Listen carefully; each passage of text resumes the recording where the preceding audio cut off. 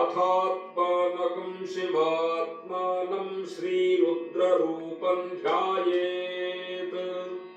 शुद्धस्फटिकसङ्काशं त्रिनेत्रं पञ्चवक्त्रकम् गंगाधरं दशभुजं सर्वाभरणभूषितम् नीलग्रीवं शशाङ्कां नागयज्ञोपवीतिनम् व्याघ्रचर्मोत्तरीयं च वरेण्यमभयप्रदम् कमण्डलवक्षसूत्राणां धारिणं शूलपाणिनम् ज्वलन्तं पिङ्गलजटाशिखामुद्योतधारिणम् वृषस्कन्धसमारूढ मुमादेहोत्थधारिणम् अमृतेनाप्लुतं शान्तं दिव्यभोगसमन्वितम् दिग्देवतासमायुक्तं सुरासुरनमस्कृतम्